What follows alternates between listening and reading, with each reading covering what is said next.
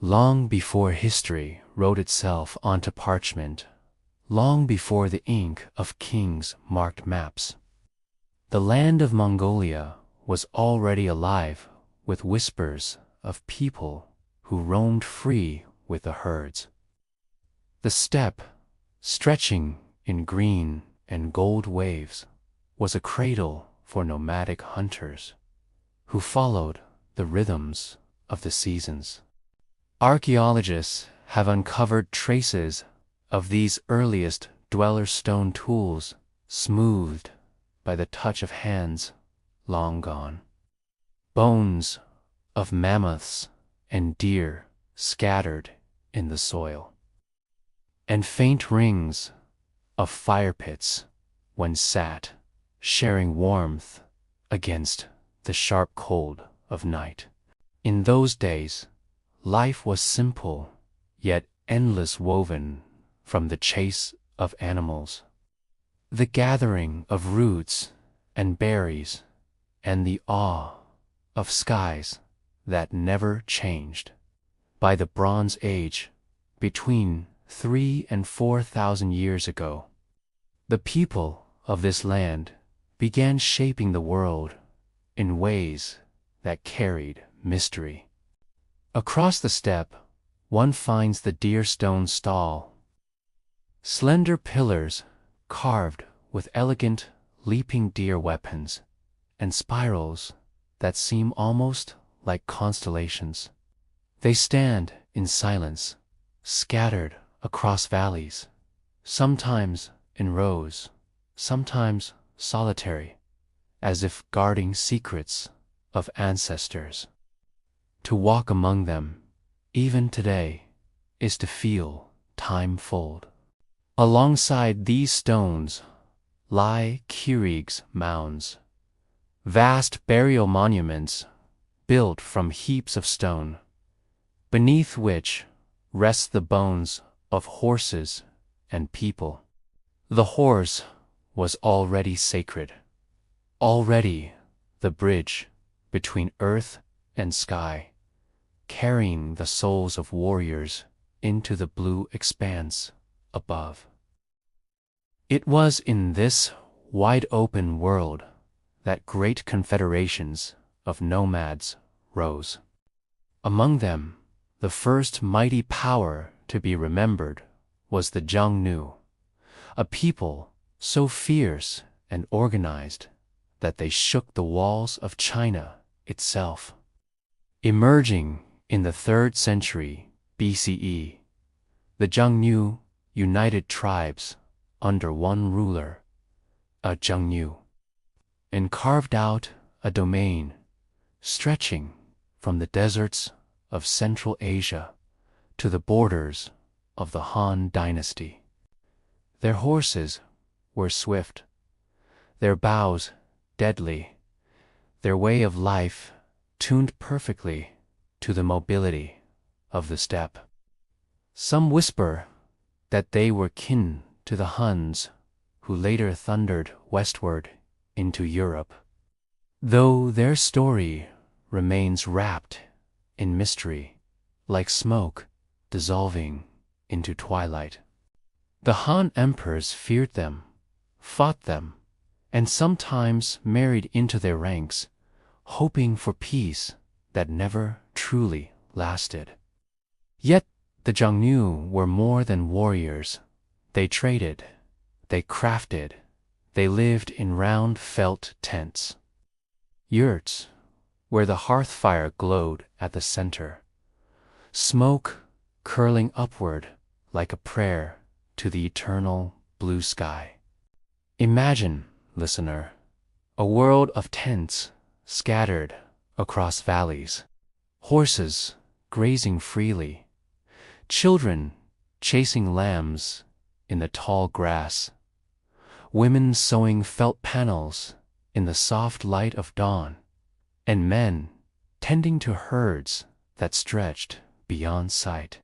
Imagine shamans wrapped in furs and feathers, whispering to spirits in the language of drums and chants, seeking harmony with the winds and the earth.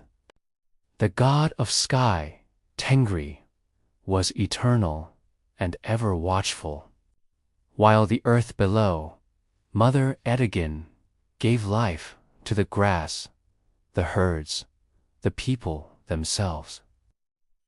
To be a nomad was to be a thread in this cosmic fabric, always moving, never fixed, yet forever belonging. And so, beneath the hush of stars, Mongolia began its long, sweeping history, not in castles of stone, but in the shifting camps of riders who lived with the land, whose empire was not built of walls, but of horizons. Every hoofbeat was a heartbeat, every gust of wind a reminder that life was fleeting. As the centuries turned like pages in an old, forgotten book, the Xiongnu Confederation faded, broken by wars with the Han dynasty, fractured by rivalries within.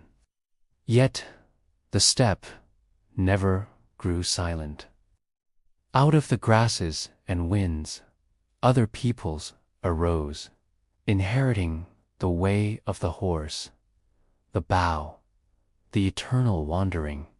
The vastness of Mongolia did not allow emptiness, for long it called forth new riders, new tribes who would shape the rhythm of history. In the ashes of the Xiongnu came the Xiangmoi, swift and fierce, emerging in the first centuries of our era. They lived as the earlier nomads had lived, yet they began to leave their imprint in the chronicles of China and beyond. Some rode southward, founding kingdoms, mingling with farmers, blending steppe freedom with the order of cities. Others remained in the grasslands, their voices carried by the wind, their presence felt through raids and alliances. Their horses' hooves struck the earth like drums, and their names lingered on the lips of their neighbors, half feared, half admired. Then rose the Rouran, whose power stretched in the 4th and 5th centuries.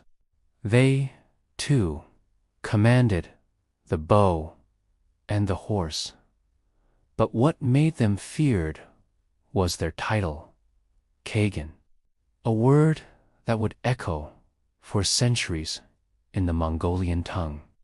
The Rouran Khagans ruled vast tracts of land, and from them may have sprung the distant ancestors of the Avars, who would later appear in Europe, riding westward with echoes of the steppe still clinging to them. For those who dwelled in China, the Rouran were a storm on the horizon, unpredictable and vast. For those who lived within the yurts of the steppe, they were a power to follow or to resist. And like all powers before them, the Rouran, too, dissolved into memory, defeated by another rising tide of riders. This tide was the Turks' nomadic horsemen who emerged from the Altai Mountains in the 6th century. Their rise was sudden, like fire catching dry grass. They forged what would become the Gaiturk Khaganate, stretching across Central Asia, ruling over Silk Road oases and mountain passes, commanding the respect of both East and West. Their secret lay not only in their mastery of iron. They were smiths, shaping the metal of the mountains into weapons and tools. And so the Chinese chronicles call them the Turks, children of iron. Imagine their forges glowing in the night, sparks dancing like stars, as hammer struck anvil with the rhythm of destiny. The Turks were also the first to leave their words carved in stone.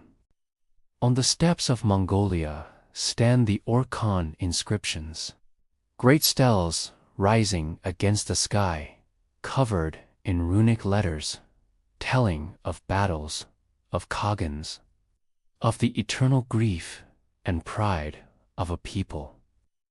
They are among the oldest written monuments in any Turkic language, and they whisper, even now, to those who come close, of loyalty, betrayal, and the ceaseless cycle of nomad empires rising and falling.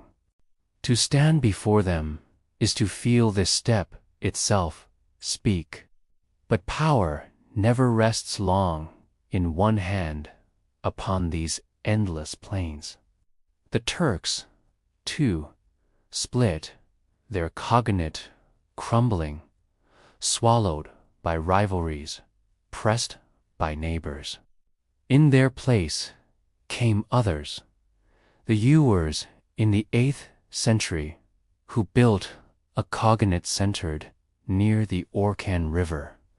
Unlike many before them, the yurts turned their gaze not only to war, but to culture. They adopted writing systems, embraced Buddhism and Manichaeism, built towns with temples and palaces, mixing the nomad's tent with the settled city's stone. Their empire shone brightly, if briefly, before it, too, fell to the Chinggis horsemen. Still, from each rise and fall, something remained. The people of the steppe carried memories like embers passed down in stories sung beside the hearthfire.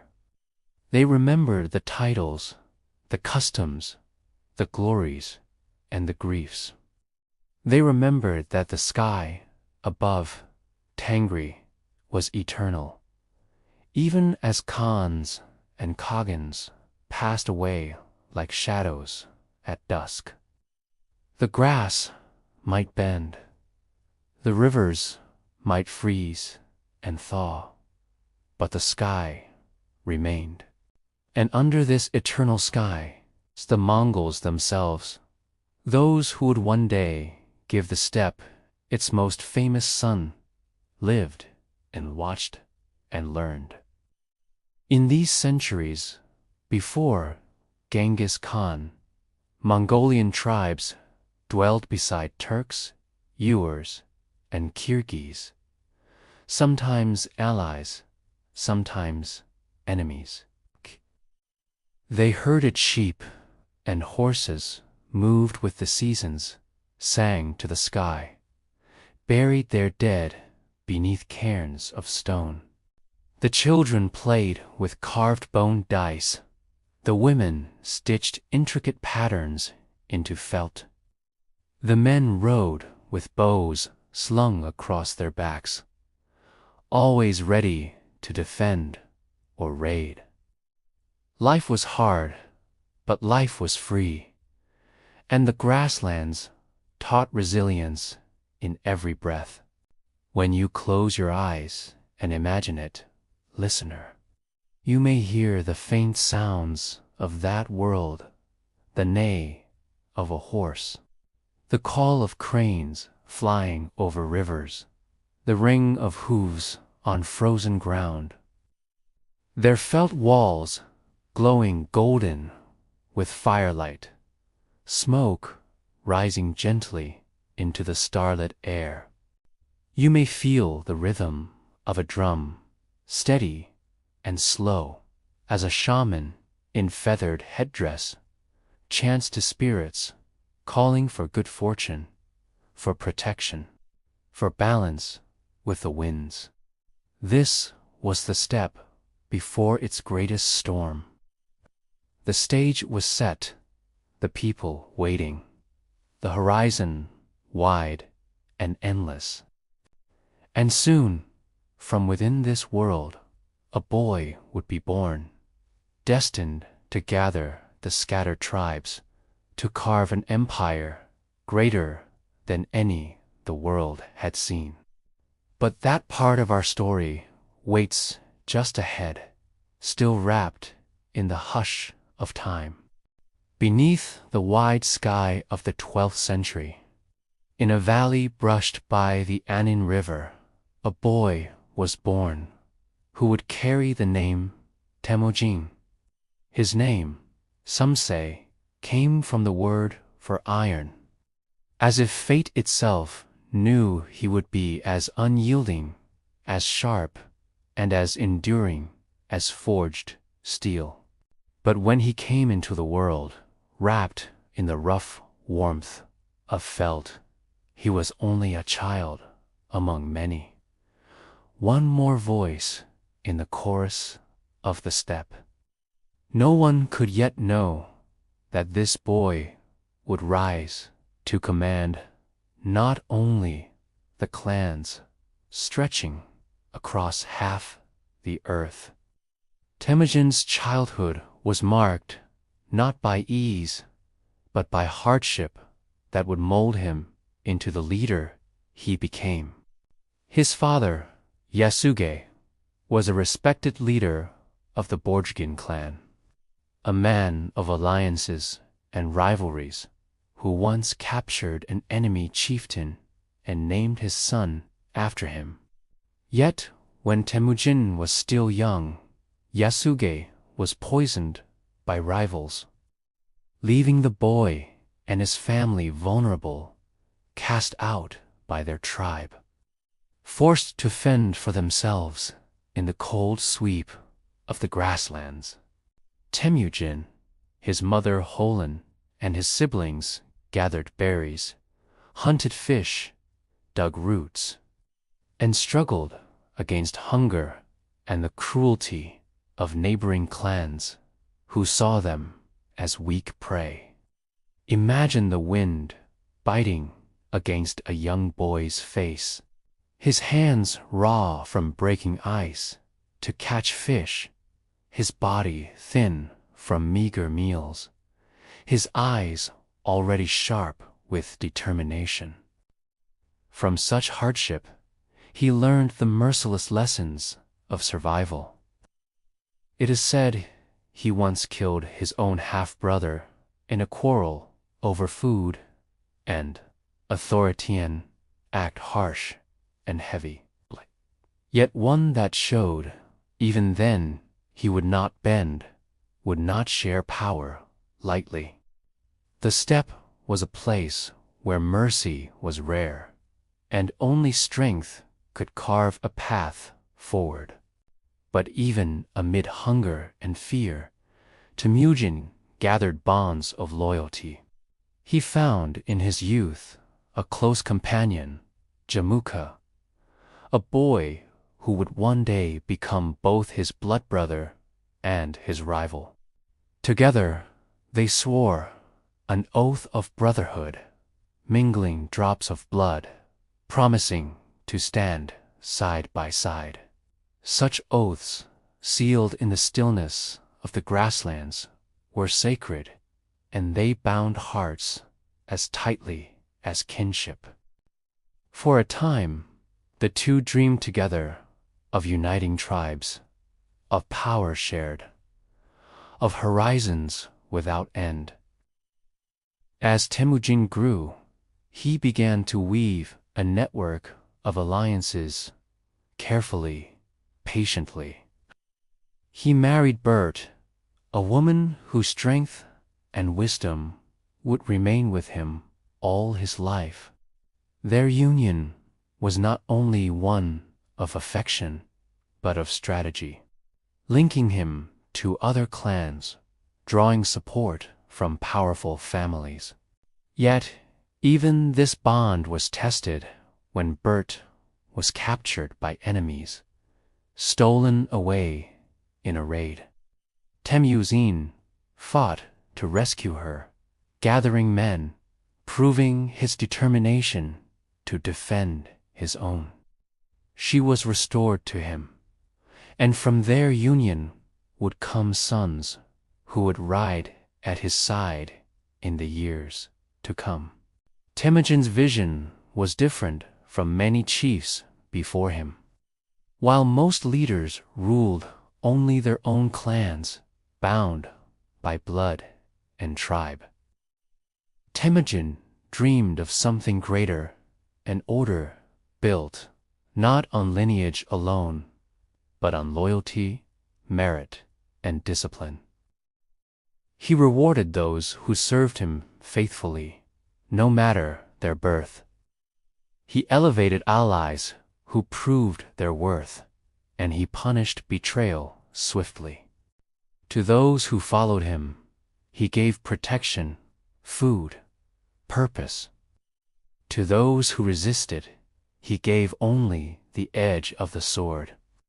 Slowly, tribe by tribe, family by family, he began to gather strength, but the path was never smooth. Jamuka, once his sworn brother, grew jealous and hostile. When Temujin declared himself Khan of the Mongols, Jamuka raised his own banner, rallying tens of thousands against him. Their clash was fierce, a storm of arrows and thundering hoofs. Warriors charging across the fields with cries that echoed for miles. At first, Jamuka's numbers overwhelmed Temujin, and he suffered defeat. Many of his followers captured and brutally executed. Yet even in loss, Temujin learned. He withdrew, rebuilt, and bound his men closer, teaching them discipline, organizing them into units not of kinship, but of tens, hundreds, and thousands, so no single clan could dominate. This was one of his greatest innovations, the breaking of old tribal patterns and the creation of a new military order. Each man was bound to his unit, to his leader, and ultimately to Temujin himself. Loyalty was no longer divided by bloodlines, but focused on a single purpose. It was this structure that would one day allow him to command not just Mongols, but peoples of many lands, united beneath one standard. Little by little, through battle, through alliance, through sheer persistence, Temujin rose higher. His charisma, his ruthlessness, his vision all drew men to him. And in the year 1206, after years of struggle, the tribes of Mongolia at last gathered to proclaim him Chinggis Khan, universal ruler. The title was more than a name. It was a mantle of destiny. From the scattered clans of the steppe, he had forged a single people, disciplined, loyal, ready to follow him into the unknown. Picture, dear listener, the scene. Thousands of yurts gathered in the open plain, banners fluttering in the wind, the smell of roasted mutton rising in the air. Warriors in fur and leather stand, shoulder the horses grazing nearby. At the center, Temujin sits, stern and calm, his gaze steady, his presence commanding. The oath is spoken, the title bestowed. The people bow. The steppe itself seems to hush, as if holding its breath for what is to come. For beneath the eternal sky, a new storm has gathered, and soon its winds will sweep across the world.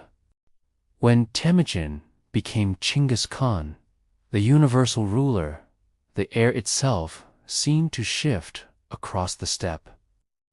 For centuries, the tribes of Mongolia had wandered in rival fragments, raiding one another, breaking alliances, vanishing like dust in the wind. But now, under one hand, they were woven together into a single braid, taut with purpose, fierce with unity. This was the birth of the Mongol Empire, and though the warriors of the steppe could not yet see it, their paths would soon carry them across deserts, mountains, and oceans, into lands they had never imagined. The first campaigns spread outward like ripples across a still pond. Chinggis Khan struck first at his old enemies within the steppe, crushing Jamukha and the clans who resisted his rule. He imposed strict discipline on his men, forbidding theft, demanding obedience, rewarding merit. His code of law, the yasa, was not written in ink, but carved into memory, a set of rules that bound the nomads to order. It commanded loyalty, forbade betrayal, demanded that disputes be settled through justice rather than vengeance. In a world once shaped by endless feuds, this law gave unity. Then came the turning outward. The Mongols' first great conquest was against the Shisha kingdom of the Tangut to the south. The Tangut had fortified towns, granaries, and walls, but the Mongols had speed, patience, and unrelenting force. They besieged, they cut off supplies, they struck with precision, and soon the Tangut bowed in submission. From there, the Mongols turned against the mighty Jin dynasty of northern China, whose cities glittered with wealth, whose walls towered high. The Jin believed themselves secure behind stone, but the Mongols learned to break fortifications. They captured engineers, adopted siege engines, hurled stones and fire over the walls. Where once they had been riders of open plains, they became masters of sieges, adapting with astonishing swiftness. Slowly, city by city, the Jin crumbled. To the west, another great campaign was unleashed, one that would shake the Islamic world. The Khwarezmian Empire, ruling Persia and Central Asia, had insulted Chinggis Khan, slaying his envoys. For the Mongols, such betrayal was unforgivable. In 1219, the great horde swept westward, crossing mountains and deserts with tireless endurance. City after city fell Bukhara, Samarkand, Urgench names that had gleamed along the Silk Road for centuries.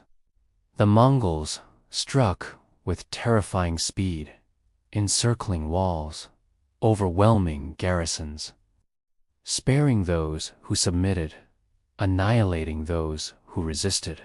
Chroniclers wrote that when Chinggis Khan entered Bukhara, he told its people he was the scourge sent by God, for their sins had brought his fury upon them.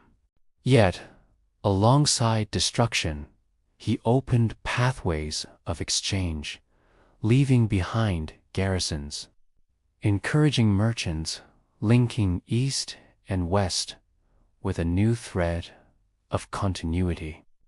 His armies reached even into the steppes of Russia, defeating princes at the river Kalka before retreating back east. Their message was clear: no frontier was beyond reach. The Mongols were not confined to the horizons of their homeland. They were the horizon, expanding endlessly. And yet, what made the Mongol Empire more than conquest alone was its curious balance of ferocity and tolerance. Chinggis Khan demanded absolute loyalty, but allowed his subjects to keep their religions, their languages, their trades. Buddhists, Muslims, Christians, Taoists all found space beneath the vast tent of his empire. He consulted shamans, yet listened also to priests and scholars. He valued skill above creed. If an artisan, a doctor, a scribe could serve the empire, they were protected. This tolerance, rare for its time, helped hold together lands stretching thousands of miles. The Mongols also built one of the most remarkable systems of communication the world had yet seen: the yam, a relay network of stations where horses were kept ready, messages passed from rider to rider. With this system, orders and news could travel across Asia with breathtaking speed, carried faster than any rival kingdom could dream. Imagine it: a dispatch leaving Karakoram, the Mongol capital, racing on fresh horses through valleys, deserts, forests, crossing thousands of miles to reach a general at the far frontier. It was as if the empire had grown veins and arteries pulsing with the lifeblood of command. Trade, too, flourished under Mongol protection. The Silk Road, once perilous with bandits and war, became safe under the Pax Mongolica, the Mongol peace. Caravans of silk, spices, paper, porcelain, and glassware traveled east and west. From China, paper money began to circulate, an invention the Mongols helped spread. From the Middle East came knowledge of medicine and astronomy. From Europe arrived merchants like Marco Polo, who later described the wonders of Mongol-ruled lands in astonishment. For a time, the world seemed smaller, more connected, drawn together under the shadow of Mongol banners.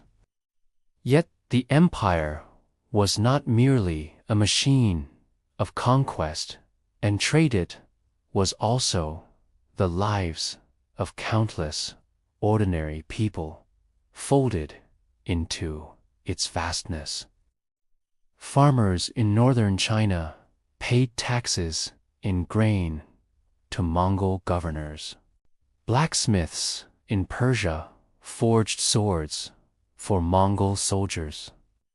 Shepherds on the steppe grazed flocks that fed armies on the march. Musicians and poets were carried from one court to another, their songs weaving threads of beauty across cultures. In the camps, women played crucial roles, tending herds, managing households, even advising rulers. Bert, Chinggis Khan's wife, held power in his absence, her wisdom and steadiness guiding the empire's heart. And always, the horses were at the center. Each warrior carried not one, but several mounts, switching from one to the next to keep them strong. The horses grazed on wild grass, sustained by the endless bounty of the steppe, needing no grain. Their endurance carried the empire farther than any army had gone before.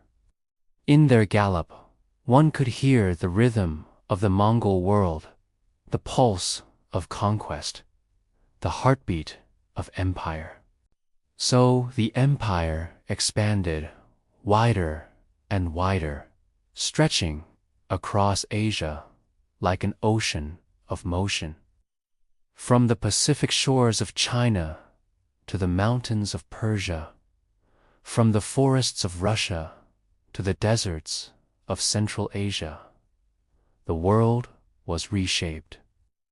And yet, for all his power, Chinggis Khan remained mortal. In 1227, during a campaign against the Tangut, he died, his body hidden, his grave unmarked, somewhere in the vastness of Mongolia.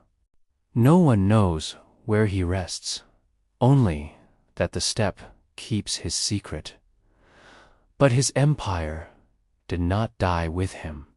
It would be carried forward by his sons and grandsons, scattering across continents, reshaping kingdoms, etching the Mongol name into eternity. When Chinggis Khan's body was carried back to the steppes, concealed in secrecy, his empire did not crumble. Instead, it was divided among his heirs, each entrusted with a portion of the vast dominion.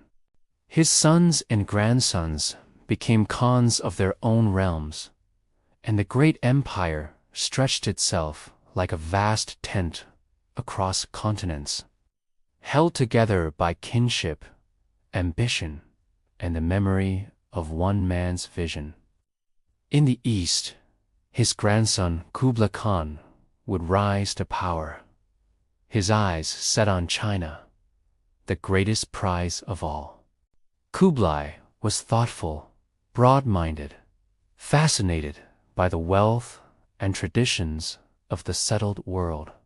By 1271, he had declared the founding of a new dynasty, the Yuan ruling over all of China. In his capital of Dadu, today's Beijing, he built palaces with golden roofs, courts filled with scholars, gardens where peacocks wandered and fountains sang. The Mongol horsemen, who had once lived only in tents, now commanded a realm of cities, canals, and millions of farmers. Yet even as Kublai, dressed in silk and governed through ministers, he kept the steppe alive in his heart.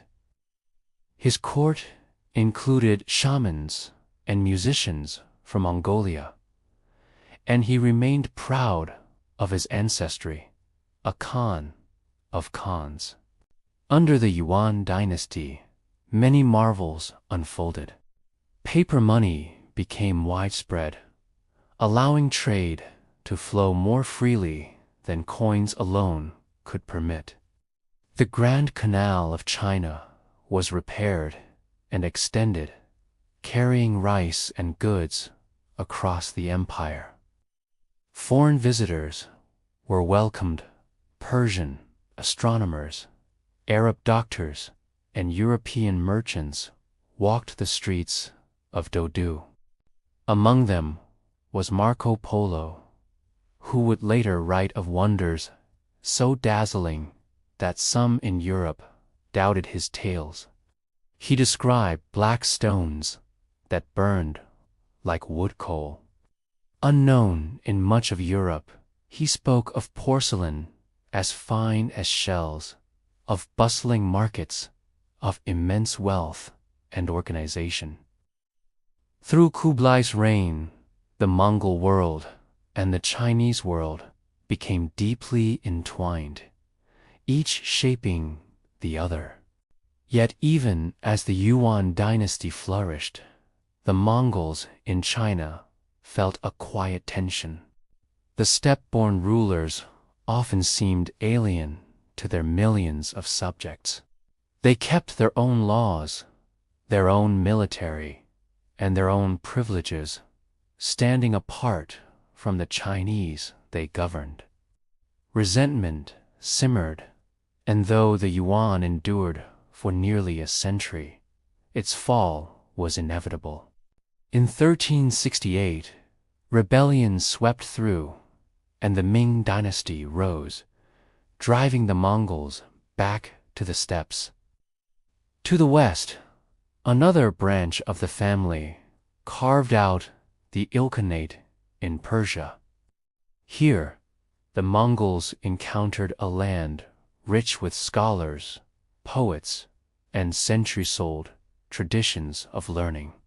They brought destruction at first, storming Baghdad in 1258, ending the Abbasid Caliphate in a blaze of fire and ruin.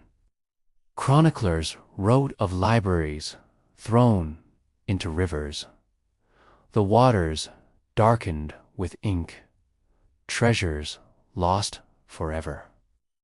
Yet, after the storm came quiet adaptation. The Ilkhans embraced Islam, ruled as Persian kings had before them, and sponsored the arts and sciences.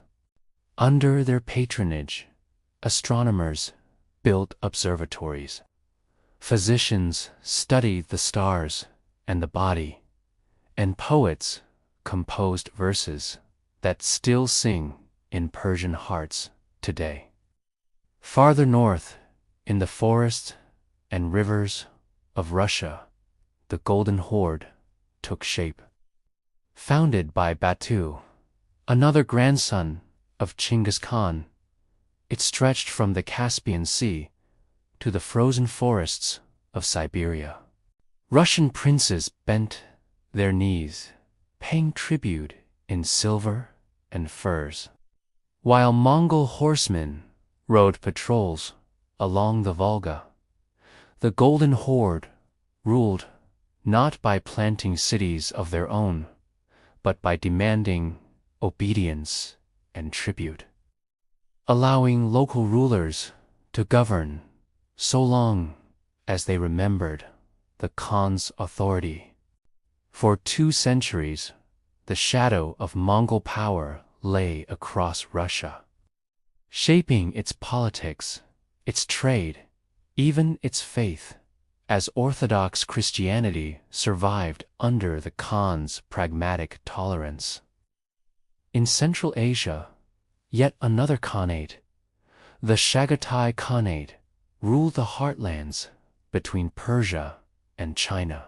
Here, the legacy of the steppe mixed with caravan routes, oases, and mountains. Cities like Samarkand and Kashgar became crossroads of languages and cultures, where Mongol lords, Turkic tribes, and Persian merchants mingled under the same sky. Thus, the once united empire of Chinggis Khan became 4 great realms: Yuan China, the Ilkhanate, the Golden Horde, and the Chagatai Khanate. For a time, they maintained ties, exchanging envoys, recognizing each other's authority as descendants of the great conqueror. But as generations passed, the bonds weakened. Rivalries flared, ambitions diverged. The empire that had once been a single vast organism became a constellation of separate stars, each bright but apart. And yet, even in their fragmentation, the Mongols left a world transformed.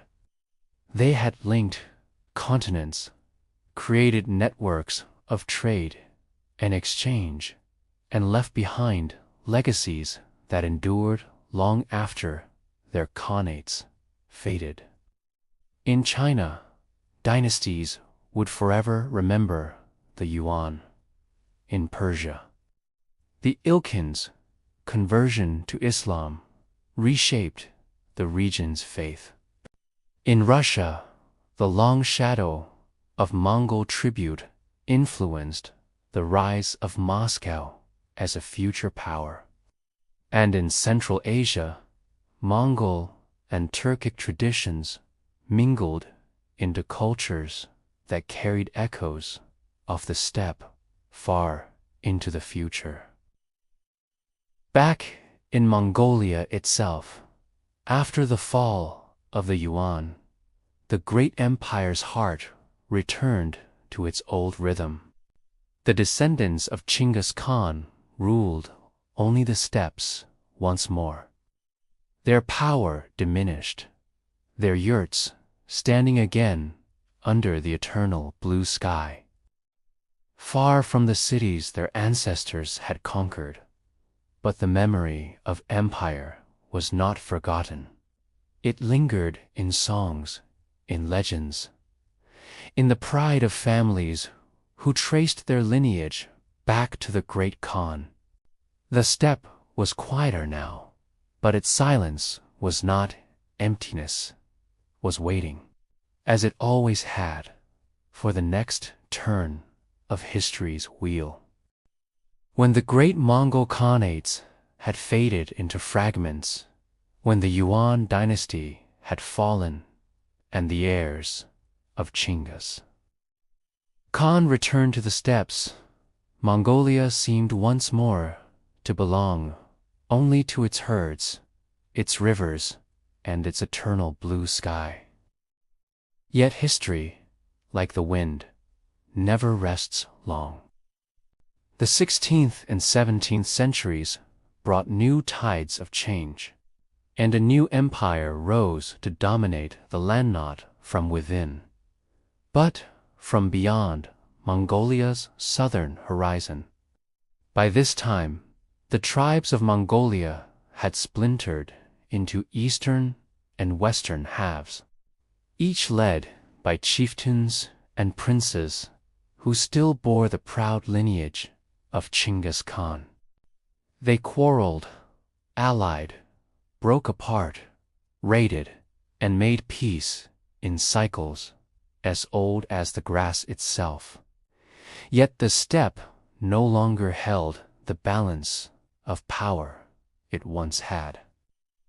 Beyond the Great Wall, the Ming dynasty of China watched carefully, and soon after, the Manchus rising from the forests and mountains of the northeast would march into history as the Qing dynasty. The Manchus were formidable, disciplined, and ambitious, and in time they would extend their dominion far into Mongolia. Before that conquest, however, another deep current was flowing into Mongolian life: Buddhism. And upon spirits of earth and ancestors, some Mongols had embraced Islam in Central Asia, others Nestorian Christianity. And under the Yuan dynasty, many religions were tolerated at once. But in the 16th century, Tibetan Buddhism began to take root in Mongolia. Its monks, its rituals, its vision of karma and rebirth spread among the tribes, welcomed as both a spiritual path and a unifying force. It was Altan Khan, a Mongol ruler of the tombed in the late 1500s, who played a decisive role. He invited Tibetan lamas to his court, and in 1578 he gave one the title Dalai Lama, meaning Ocean of Wisdom. This title, bestowed by a Mongol, would become central to Tibetan Buddhism thereafter. Altan Khan's embrace of the faith helped weave Buddhist monasteries into the fabric of Mongolian life. From then on, temples and shrines rose across the plains, their golden roofs gleaming in the sunlight, their chants drifting into the wind. Imagine the steppe dotted not only with yurts, but also with monasteries where monks in saffron robes studied scriptures by flickering butter lamps, spun prayer wheels whose turning echoed like whispered mantras, and painted thanks-colorful scrolls of gods and guardians. Nomads carried prayer flags on their journeys, their colors fluttering in the wind, sending blessings across the land. Buddhism mingled with older traditions, blending the sacred sky with the compassion of bodhisattvas, giving Mongolia a new rhythm of faith that endures even now. But faith did not shield Mongolia from conquest. In the 1600s, the rising Qing dynasty turned its gaze toward the north. The eastern Mongols, known as the Khalkha, were divided and vulnerable. In the west, the Oirat confederations, sometimes called the Dzungars, rose as rivals, building a formidable state in what is now western Mongolia and Xinjiang. The Qing emperors, skilled in politics and warfare, played one side against another. Eventually, after long conflicts, the Khalkha princes submitted to Qing authority, and the Qing armies crushed the Dzungars in brutal campaigns. By the early 1700s, Mongolia was firmly under Qing rule. Life under the Qing was a mixture of change and continuity. Mongols still lived as nomads, herding sheep, camels, horses, and yaks across the endless pastures. Families still moved their yurts with the seasons, setting them up by rivers in summer, moving to sheltered valleys in winter. The smell of wood smoke still curled from chimneys. The laughter of children still echoed in the grass.